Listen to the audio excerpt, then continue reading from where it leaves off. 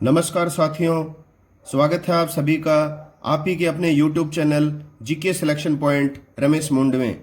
साथियों, आज मैं आपके बीच वेरी इंपॉर्टेंट टॉपिक लेकर आया हूं भारतीय इतिहास का, भक्ति व सूफी आंदोलन। साथियों, भक्ति व सूफी आंदोलन जो है, इस टॉपिक को मैं दो भागों में प्रस्तुत करूंगा। पहला जो भाग नंबर 1 है, उसके अंतर्गत अपन बात करेंगे भक्ति आंदोलन की। तो भाग ए में भक्ति आंदोलन की बात की जाएगी और भाग 2 में जो है वो सूफी आंदोलन की बात की जाएगी। तो इस वीडियो में साथियों, भक्ति आंदोलन से संबंधित 50 महत्वपूर्ण परीक्षाओं में आने वाले प्रश्नों का संकलन मैंने किया है। और निश्चित रूप से साथियों, अगर आपने इन 50 प्रश्नों को पढ़ लिया है, याद कर लिया है, तो भक्ति आंदोलन के संदर्भ में इससे बाहर प्रश्न नहीं आएगा और नहीं आपका गलत होगा। तो साथियों, अगर वीडियो पसंद आए तो इसे लाइक अवश्य कीजिए, अपने साथियों में वीडियो को शेयर करें और चैनल को सब्सक्राइब नहीं किया है साथियों तो चैनल को सब्सक्राइब कर लें, बेल आइकन को दबा लें ताकि मेरे द्वारा नियमित रूप से जो वीडियो प्रस्तुत किए जाते हैं उनके नोटिफिकेशन सबसे पहले आप तक पहुंच सकें। तो शुरू करते हैं। पहला प्रश्न है, भक्ति आंदोलन का प्रारंभ भारत के किस क्षेत्र में हुआ? तो साथियों, इसमें हमेशा ध्यान में रखिए कि भक्ति आंदोलन का जो प्रारंभ हुआ था वो भारत के दक्षिणी क्षेत्र में हुआ था। तो इसमें दे देता है दक्षिणी क्षेत्र, उत्तरी क्षेत्र, मध्य क्षेत्र, उत्तर पूर्वी क्षेत्र। तो दक्षिणी क्षेत्र में जो है वो भक्ति आंदोलन का प्रारंभ हुआ था। अब इसमें कुछ और प्रश्न जो है परीक्षाओं में इससे संदर्भित पूछे जाते हैं, तो वो व्याख्या में आपको बता रहा हूं मैं। प्रश्न आता है, कौन सी शताब्दी में भक्ति आंदोलन की शुरुआत हुई? तो साथियों, इसमें ध्यान में रखना 6ठी शताब्दी, ये आपको ध्यान में रखना है। 6ठी शताब्दी में भक्ति आंदोलन की शुरुआत हुई थी। एक प्रश्न आता है, दक्षिणी भारत के कौन से क्षेत्र में भक्ति आंदोलन का प्रारंभ हुआ? तो दक्षिणी क्षेत्र में भक्ति आंदोलन का प्रारंभ हुआ था, ये आप प्रश्न के माध्यम से जान चुके हैं। लेकिन दक्षिणी भारत में भी कौन से क्षेत्र में? तमिल क्षेत्र में, तमिल क्षेत्र से हुई थी भक्ति आंदोलन की शुरुआत। और ये तमिलनाडु क्षेत्र से बाद में भक्ति आंदोलन का प्रचार प्रसार कहाँ बढ़ा? कर्नाटक तथा महाराष्ट्र में। तो साथियों, ये 50 प्रश्न आप न माने, ये 100 के बराबर प्रश्न हैं। आप इनको पढ़ लीजिए, निश्चित रूप से परीक्षा में आपका प्रश्न किसी हाल में गलत नहीं होने वाला। तो भक्ति आंदोलन का प्रारंभ दक्षिणी क्षेत्र में हुआ। कौन सी शताब्दी में प्रारंभ हुआ था आंदोलन? 6ठी शताब्दी में। दक्षिणी भारत के कौन से क्षेत्र से हुआ? तो तमिल क्षेत्र।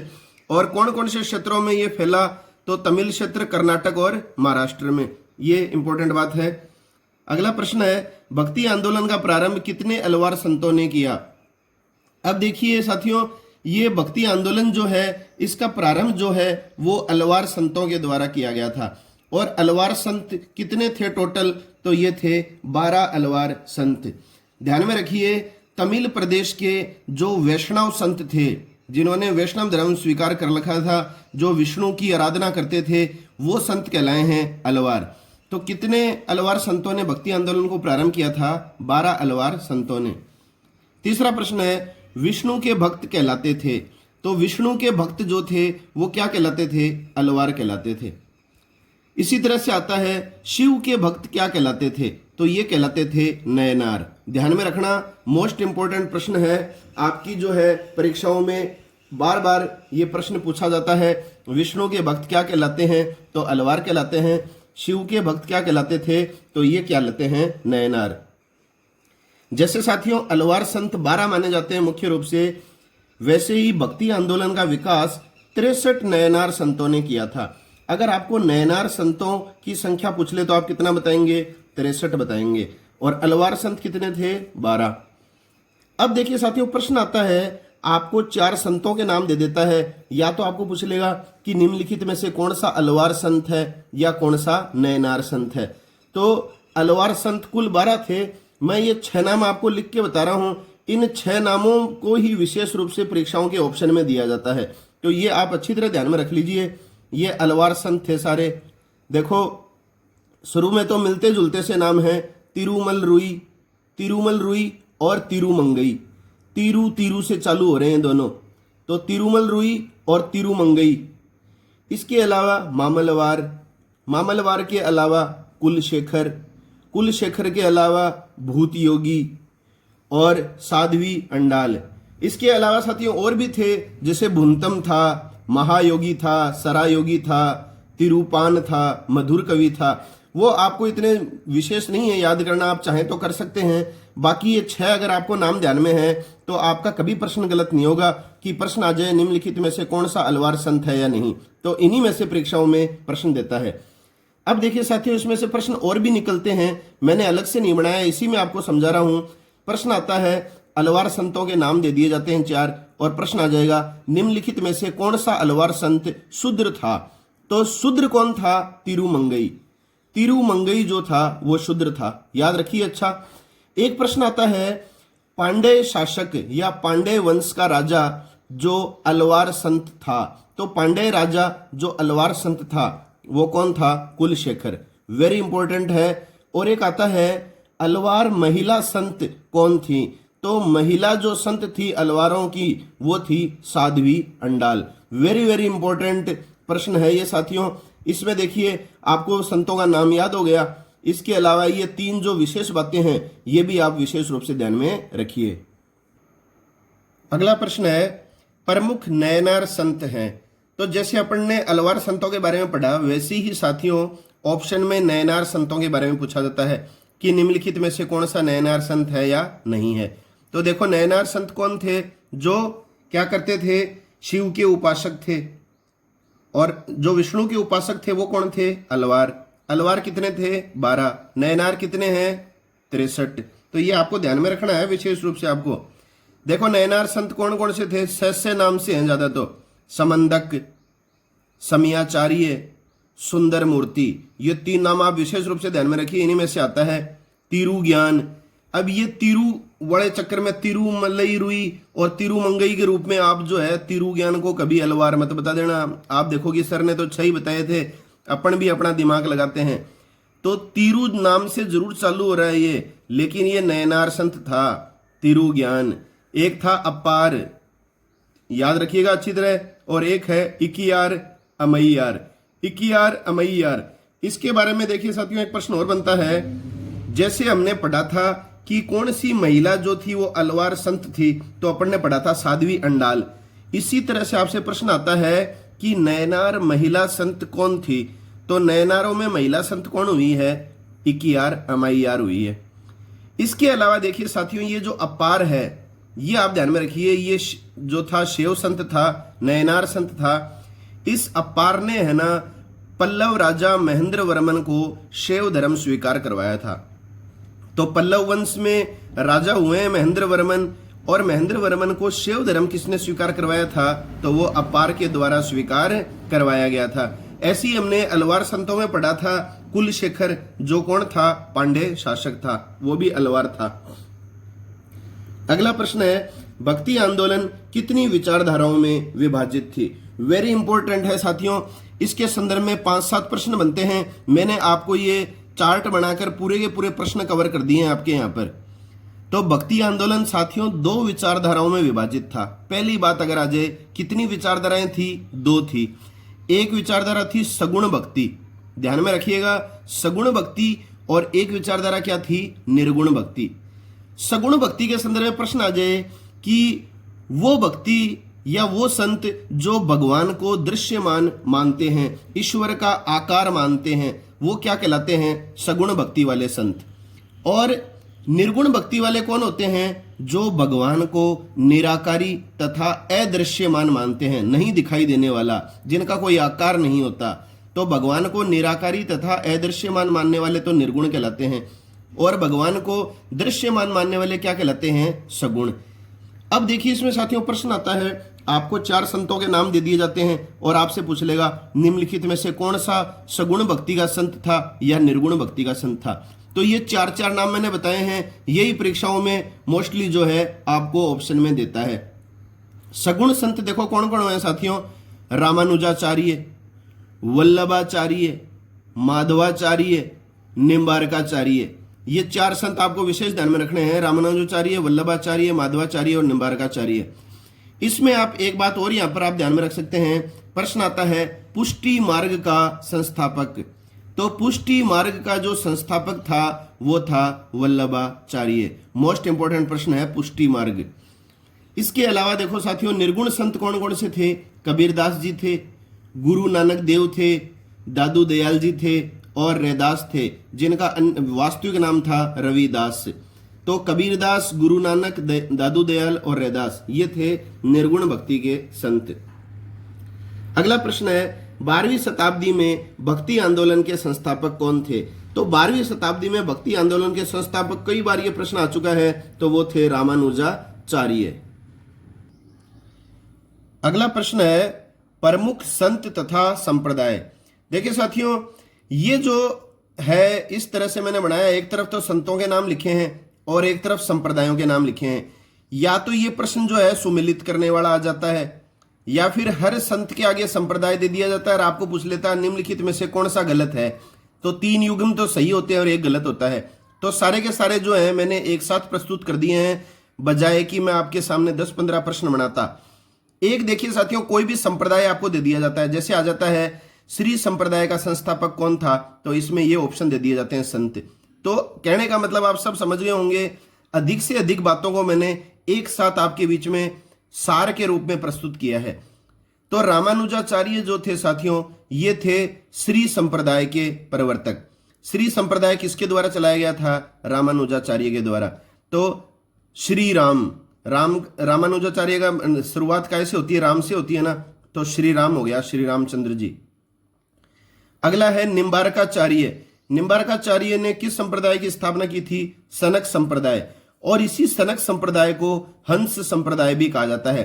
तो दोनों ही नाम परीक्षाओं में आ सकते हैं, हंस संप्रदाय या सनक संप्रदाय। वैसे ज्यादातर सनक संप्रदाय पूछा जाता है। इसके कौन थे प्रवर्तक? निम्बारकाचार्य। शंकराचार्य, शंकराचार्य जो थे इनके द्वारा चलाया गया था स्मृति संप्रदाय। स्मृति जो संप्रदाय था वो शंकराचार्य के द्वारा चलाया गया था। वल्लभाचार्य के द्वारा कौन से संप्रदाय की स्थापना की गई थी? तो ये की गई थी रुद्र संप्रदाय। रुद्र संप्रदाय की स्थापना वल्लभाचार्य ने की थी। और माधवाचार्य ने ब्रह्मा संप्रदाय की स्थापना की थी। तो दोबारा देख लीजिए साथियों, कोई दिक्कत नहीं है। श्री संप्रदाय की स्थापना रामानुजाचार्य ने की, सनक संप्रदाय की निम्बारकाचार्य ने, स्मृति संप्रदाय की शंकराचार्य ने, रुद्र संप्रदाय की वल्लभाचार्य ने और ब्रह्मा संप्रदाय की माधवाचार्य ने। अगला प्रश्न है प्रमुख संत तथा दर्शन। तो साथियों, या तो संप्रदाय आपसे पूछा जाता है या फिर आपको दर्शन पूछा जाता है। ये मोस्ट इंपोर्टेंट है।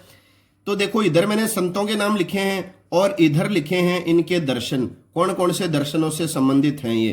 तो ये भी मोस्ट इंपोर्टेंट प्रश्न है। जैसे सुमेलित करने वाला आ सकता है, कौन सा गलत है, इस तरह का आ सकता है। या पर्टिकुलर प्रश्न आ जाएगा, द्वैतवाद के संस्थापक कौन है या द्वैतवाद दर्शन के प्रवर्तक कौन है, तो संतों का नाम आपको दे दिया जाएगा। तो देखिए साथियों, आप इस तरह से याद कीजिए। सबसे पहले द्वैतवाद को लीजिए, फिर ए और लगा दीजिए आगे, अद्वैतवाद को ले लीजिए, फिर आप द्वैतवाद को याद करें, फिर आप शुद्धाद्वैतवाद को याद करें और सबसे लास्ट में सबसे बड़ा जो नाम है विशिष्टाद्वैतवाद, उसको याद करें। द्वैतवाद दर्शन किसका है? माधवाचार्य का है। अद्वैतवाद के प्रवर्तक कौन है? शंकराचार्य हैं। द्वैतवाद दर्शन के प्रवर्तक कौन है? निम्बारकाचार्य हैं। शुद्धाद्वैतवाद के प्रवर्तक कौन है? वल्लभाचार्य हैं। और विशिष्टाद्वैतवाद के प्रवर्तक कौन है? रामानुजाचार्य। तो ये सुमेलित करने वाले प्रश्न जो हैं हर प्रतियोगी परीक्षा में पूछे जाते हैं साथियों। तो मोस्ट इंपोर्टेंट है, अच्छी तरह आप इसको रट लीजिए या याद कर लीजिए, आपका प्रश्न गलत नहीं होना चाहिए। अगला प्रश्न है प्रथम संत जिन्होंने ज्ञान के स्थान पर भक्ति को मुक्ति का साधन माना। तो ये देखिए साथियों, मोस्ट इंपोर्टेंट है ये प्रश्न भी। पहला संत हुआ था जिसने ज्ञान के स्थान पर भक्ति को मुक्ति का साधन माना था, ये थे रामानुजाचार्य। रामानुजाचार्य जिन्होंने विशिष्टाद्वैतवाद दर्शन दिया और श्री संप्रदाय की स्थापना की थी। अगला प्रश्न है किस संत की प्रधान पीठ सलेमाबाद। ये सलेमाबाद पड़ता है हमारे राजस्थान के अजमेर जिले में, किशनगढ़ के समीप। तो सलेमाबाद में पीठ किस संत की थी? तो वो थी निम्बारकाचार्य की। अगला देखिए साथियों, वो संत जो पहले शैव था, मतलब पहले ये संत कौन था? शैव था। मतलब शैव था तो मतलब इसको क्या कहा जाता था? नयनार। तथा बाद में वैष्णव हो गए। वैष्णव मतलब अलवार। तथा जिनका दर्शन भागवत पुराण पर आधारित है। तो पहले ये संत शैव था, बाद में वैष्णव बन गया, और इसका दर्शन किस पुराण पर आधारित है? भागवत पुराण पर आधारित है। तो ध्यान में रखिएगा, ये थे माधवाचार्य। अगला प्रश्न है, किस संत के द्वारा भारत की चारों दिशाओं में 4 मठ स्थापित किए गए थे? तो देखिए साथियों, आपको यह प्रश्न कई बार पूछा जाता है, सुमेलित करने की दृष्टि से भी पूछा जाता है, या केवल मठ का नाम दे दिया जाता है कि वो कहां स्थित है। तो वो कौन सा संत था जिसने भारत की चारों दिशाओं में, उत्तर, दक्षिण, पूर्व, पश्चिम में मठ स्थापित किए थे? तो कितने मठ स्थापित किए? तो दिशाएं 4 होती हैं, तो 4 मठ ये किए थे शंकराचार्य ने। ये भी मोस्ट इंपॉर्टेंट है। शंकराचार्य, अब आप पढ़ रहे हो ना, तो आपके दिमाग में आ जाना चाहिए, इसने कौन सा संप्रदाय चलाया था? स्मृति संप्रदाय। कौन सा दर्शन दिया था इसने? तो अद्वैतवाद दिया था। ऐसे साथियों, आप बार बार उस चीज को स्मृति में लाइए, तभी आपको स्थायी रूप से वो फैक्ट याद होगा। अब देखो, 4 संप्रदाय जो पीठें थी, वो कौन सी स्थापित की थी शंकराचार्य ने? उत्तर भारत में इसने पीठ स्थापित की थी ज्योतिष पीठ। ज्योतिष पीठ जो है वो उत्तर भारत में बद्रीनाथ में स्थापित की थी। अब उत्तर से दक्षिण में चलते हैं। दक्षिणी भारत में जो पीठ स्थापित की उसका नाम था गोवर्धन पीठ, ये थी श्रृंगेरी में। पूर्व भारत में जो पीठ स्थापित की उसका नाम था शारदा पीठ, ये है जगन्नाथपुरी में। और पश्चिमी भारत में जो पीठ स्थापित की उसका नाम है श्रृंगेरी पीठ, और ये स्थापित की थी द्वारिका में। तो देखिए साथियों, आप ये इस तरह से भी याद कर सकते हैं, एकदम उत्तर दिशा में लिख लो ज्योतिष पीठ बद्रीनाथ उत्तराखंड, फिर दक्षिण में लिख लो, आप क्या लिखोगे? गोवर्धन पीठ श्रृंगेरी कर्नाटक में। तीसरा आप लिख लो शारदा पीठ पूर्व में, शारदा पीठ जगन्नाथपुरी उड़ीसा। और चौथा लिख लो पश्चिम में श्रृंगेरी पीठ द्वारिका गुजरात में। इस तरह से आप ध्यान में रखो, ज्योतिष, गोवर्धन, शारदा और श्रृंगेरी। इस तरह से आपके दिमाग में फिट हो जाएगी, ये बात आप कभी नहीं भूलेंगे। अगला प्रश्न है, उत्तर भारत में भक्ति आंदोलन के त्रिमूर्ति माने जाते हैं। तो उत्तर भारत में तो ये भक्ति आंदोलन प्रारंभ नहीं हुआ था, शुरुआत में दक्षिणी भारत में ही प्रारंभ हुआ था, तमिल क्षेत्र में, आप अच्छी तरह जानते हैं। बाद में ये उत्तर भारत की ओर भी विस्तृत हो गया। तो उत्तर भारत में भक्ति आंदोलन के त्रिमूर्ति, त्रिमूर्ति का मतलब आप जानते हो 3 लोगों का है ये संगठन। तो भक्ति आंदोलन के त्रिमूर्ति कौन माने जाते हैं उत्तर भारत में? हमेशा याद रखिए, गुरु नानक देव, कबीर दास और रैदास, ये 3 हैं उत्तर भारत में भक्ति आंदोलन के त्रिमूर्ति माने जाने वाले संत। कौन कौन है? गुरु नानक, कबीर दास और रैदास। अगला प्रश्न है, गुरु नानक का जन्म कब तथा कहां हुआ था? अब देखिए साथियों, आप सभी जानते हैं गुरु नानक देव और कबीर दास के बारे में बहुत सारे प्रश्न जो हैं वो परीक्षाओं में पूछे जाते हैं, बार बार रिपीट होते हैं। तो मैं सारे के सारे प्रश्न जो हैं गुरु नानक के संदर्भ में इंपॉर्टेंट है वो सारे एक साथ आपके बीच में ला रहा हूं, ताकि आपको याद करने में आसानी रहे। गुरु नानक का जन्म हुआ था साथियों, ये सीधा का सीधा वर्ष पूछा जाता है 1469 ईस्वी में। 1469 में गुरु नानक का जन्म हुआ था। कहां हुआ था जन्म, ये प्रश्न भी आता है। तो ये हुआ था तलवंडी स्थान पर। तो तलवंडी में वो इनका जन्म हुआ था। किस स्थान पर हुआ? तलवंडी में, जो वर्तमान में पाकिस्तान का पंजाब क्षेत्र है, उसमें इनका जन्म हुआ था तलवंडी में। अब तलवंडी का वर्तमान नाम भी कई बार ऑप्शन में आ जाता है। जैसे प्रश्न आ जाता है गुरु नानक का जन्म कहां हुआ, अब आप इस चक्कर में पड़ जाते हो कि यार ऑप्शन में तलवंडी दे ही नहीं रखा। तो नहीं दे तो साथियों इसका वर्तमान नाम भी आ सकता है ननकाना साहब। इस चीज में आप बिल्कुल भी घबराएं नहीं, जन्म तलवंडी में ही हुआ था। ये वर्तमान में पाकिस्तान के पंजाब प्रांत में है और वर्तमान नाम तलवंडी का क्या है? ननकाना साहब। ये भी ऑप्शन में आ सकता है। एक प्रश्न आता है सिख धर्म के प्रवर्तक कौन थे? तो सिख धर्म के प्रवर्तक संस्थापक आप सभी जानते हो गुरु नानक थे। एक प्रश्न आता है गुरु नानक जो थे उन्होंने सिख धर्म की स्थापना किस शासक के काल में की? तो उस समय लोधी वंश का शासन था भारत में, और लोधी वंश का सबसे महान शासक हुआ है सिकंदर लोधी। सिकंदर लोधी के शासनकाल में सिख धर्म की स्थापना की थी गुरु नानक ने। एक प्रश्न आता है गुरु नानक की मृत्यु कब और कहां हुई?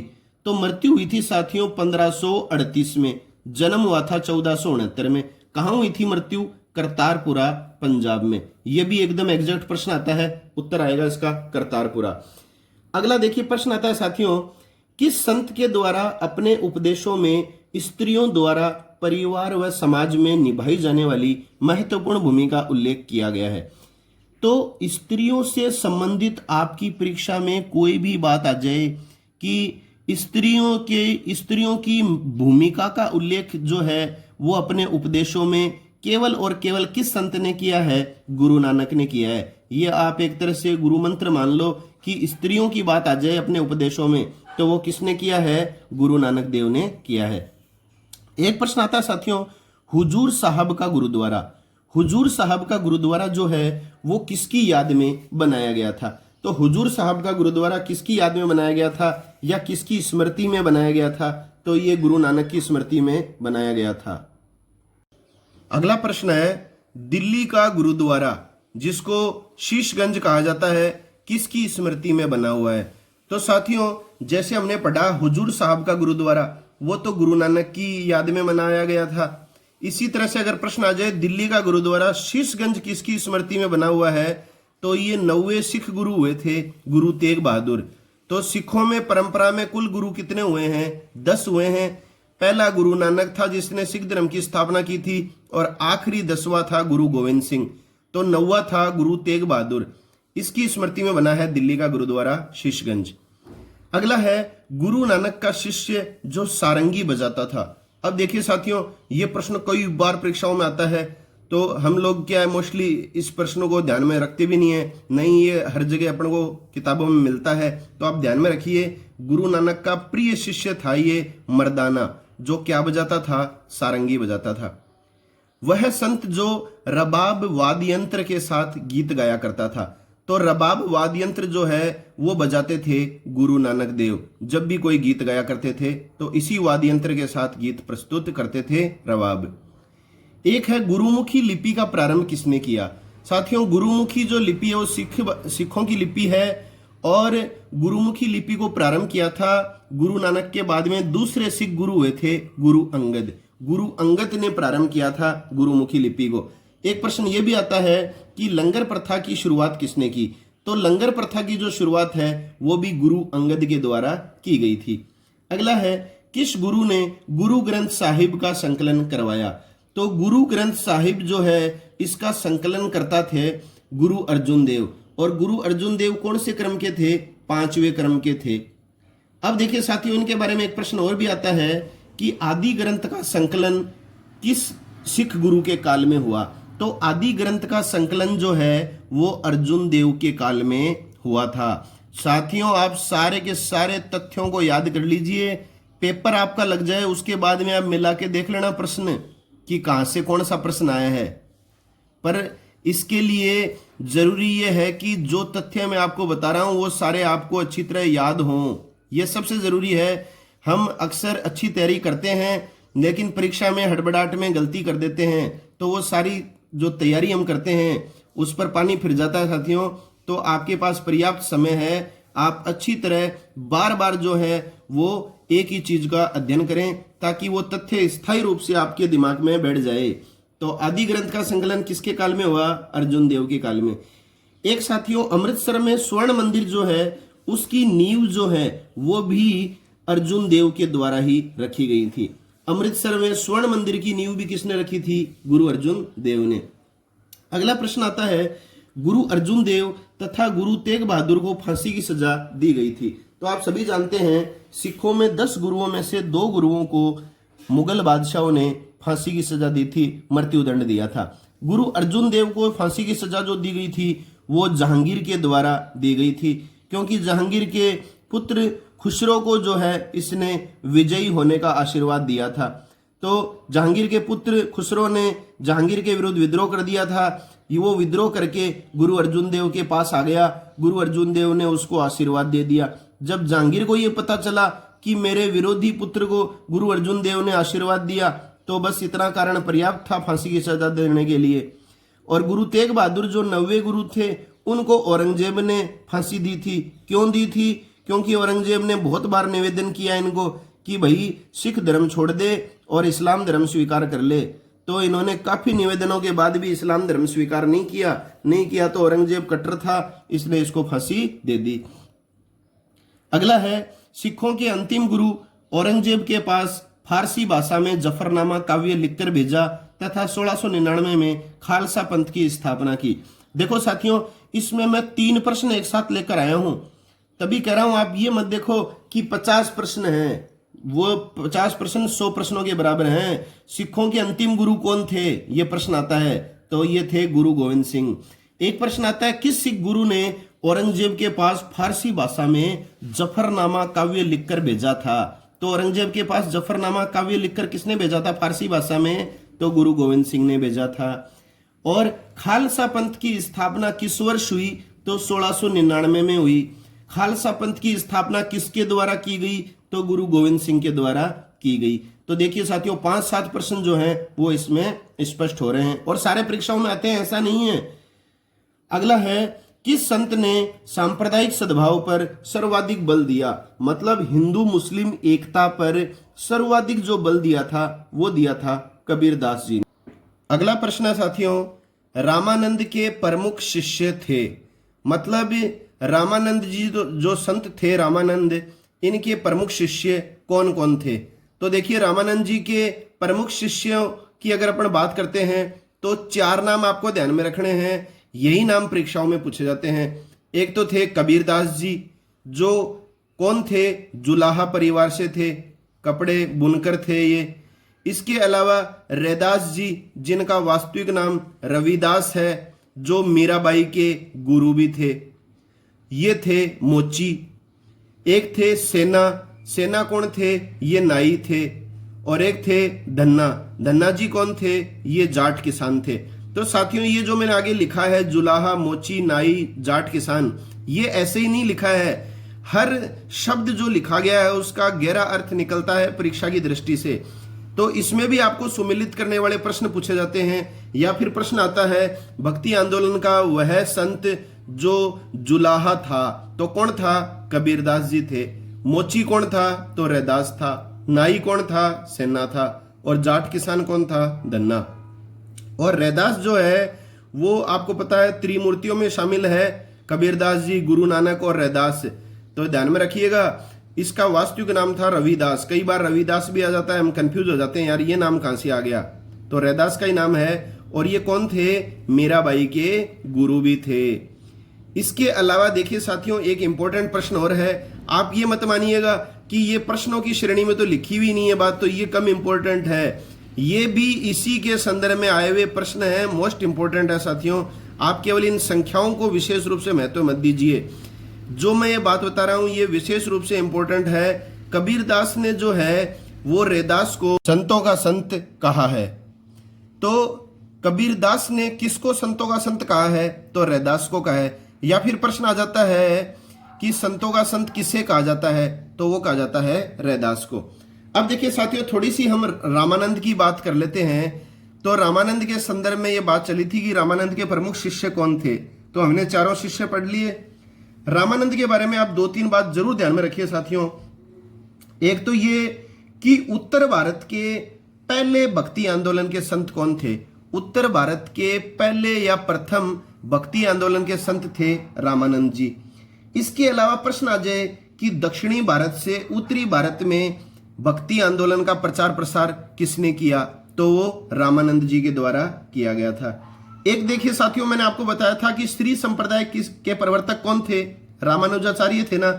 उसी श्री संप्रदाय के 5वें जो अध्यक्ष थे, 5वें गुरु थे, वो कौन थे?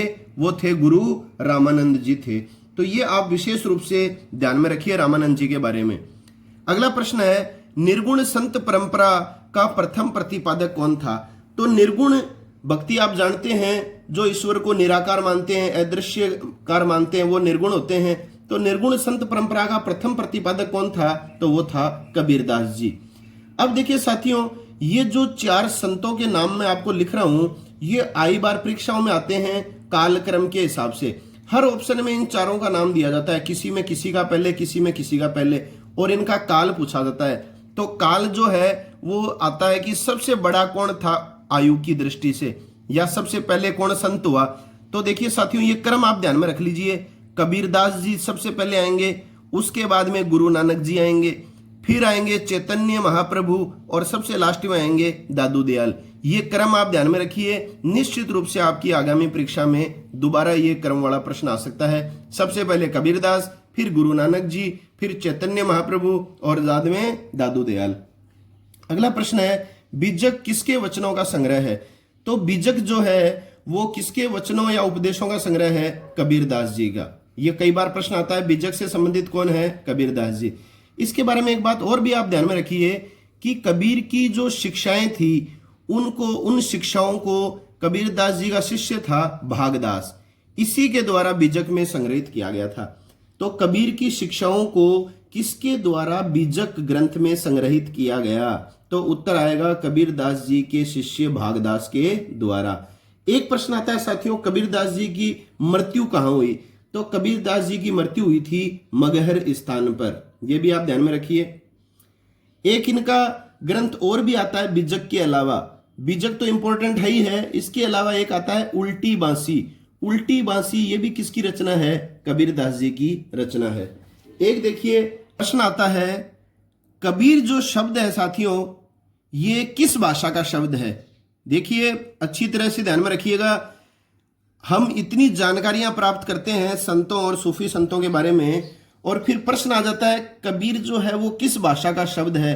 तो जाहिर सी बात है, निराशा जरूर होती है थोड़ी सी, लेकिन आपको घबराने की आवश्यकता नहीं है। कबीर जो है वो अरबी भाषा का शब्द है, और इसका तात्पर्य क्या होता है कबीर शब्द का, इसका होता है महान।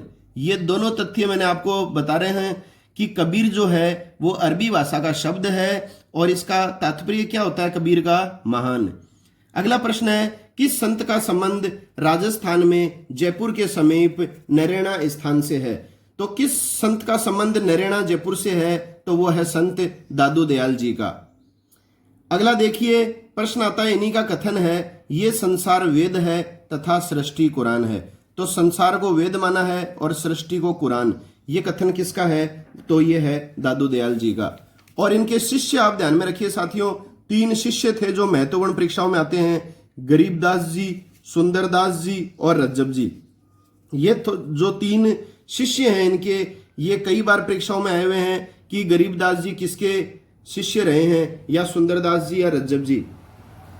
अब इसके अलावा एक बात और भी आती है इसके अंतर्गत कि दादू दयाल जी के वे शिष्य जो आजीवन दूल्हे की वेशभूषा में दादू दयाल जी के उपदेशों का प्रचार प्रसार करते रहे।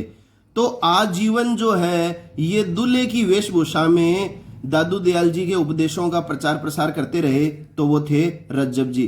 क्योंकि ये विवाह के अवसर की बात थी, ये बारात लेकर जा रहे थे, तो बीच में इन्हें जो है वो कुछ संतों के द्वारा दादू दयाल जी के उपदेशों की जानकारी मिली, और उनकी जानकारी मिलते ही जो है इन्होंने विवाह करने का विचार त्याग दिया, और उसी अवस्था में जो है वो जीवन भर दादू दयाल जी के उपदेशों का प्रचार प्रसार इन्होंने किया था। तो ये बात आपको जो है वो विशेष रूप से ध्यान रखनी है। इसके अलावा देखिए साथियों, दादू दयाल जी के कुल 152 शिष्य थे, जिसमें प्रधान जो शिष्य थे ना, प्रधान शिष्यों की संख्या अगर पूछी जाए तो कितने थे, 52। तो प्रश्न आता है 52 प्रधान से संबंधित संत कौन है। तो 52 प्रधान जो शब्द है वो इनके प्रधान शिष्यों के लिए आता है, इससे संबंधित संत हैं दादू दयाल जी। अगला प्रश्न है, सूर सागर, साहित्य लहरी, सूर सारावली, ये तीनों ग्रंथ इंपॉर्टेंट हैं। ज्यादातर परीक्षाओं में सूर सागर आता है। इसकी रचना की थी संत सूरदास ने, और किस भाषा में सूरदास ने अपने काव्य ग्रंथों की रचना की है, यह प्रश्न भी पूछा जाता है। तो क्या बताओगे, ब्रिज भाषा में। अगला है, सूरदास किन शासकों के समकालीन रहे हैं। तो सूरदास जो थे वो 2 मुगल बादशाहों के समकालीन रहे हैं साथियों, अकबर तथा जहांगीर। या तो दोनों में से एक ऑप्शन में आ जाता है, या दोनों का नाम एक साथ आ जाता है। तो ध्यान में रखना, अकबर और जहांगीर दोनों के समकालीन थे सूरदास जी। अगला जो प्रश्न है वो मीराबाई के संदर्भ में है। मीराबाई के संदर्भ में काफी प्रश्न पूछे जाते हैं साथियों, तो मैं सारे के सारे प्रश्न आपके बीच लेकर आया हूं। मीराबाई का जन्म कब हुआ, कहां हुआ। तो डायरेक्ट एक तो केवल साल का ही प्रश्न आ जाता है। तो 1498 में इसका जन्म हुआ था मीराबाई का। कहां हुआ था, मेड़ता नागौर के कुड़की गांव में। ये आप ध्यान में रखिए, कुड़की गांव। एक इनके पिता का नाम पूछा जाता है तो रतन सिंह राठौड़ थे पिता का नाम। पति का नाम भी पूछा जाता है तो ये भोजराज थे। ससुर का नाम जो था वो राणा सांगा था। मेवाड़ के शासक राणा सांगा के पुत्री थे भोजराज, जो मीराबाई के पति थे। एक इनकी रचनाओं का नाम पूछा जाता है तो पदावली आप विशेष रूप से ध्यान में रखिए। इनके अलावा राग गोविंद और राग सोरठ, ये ग्रंथ भी इनके इंपॉर्टेंट है, राग गोविंद और राग सोरठ, और एक है पदावली। और इन्होंने अपने गीतों की जो रचना है साथियों वो राजस्थानी व ब्रज भाषा में की है। ये आपको ध्यान में रखना है, राजस्थानी तथा ब्रज भाषा में मीराबाई ने गीतों की रचना की है। एक आता है मीराबाई के गुरु का नाम, तो ये अपन पहले भी पढ़ चुके हैं। मीराबाई के गुरु का नाम क्या था, तो वो था रैदास। ये आपको विशेष रूप से ध्यान में रखना है।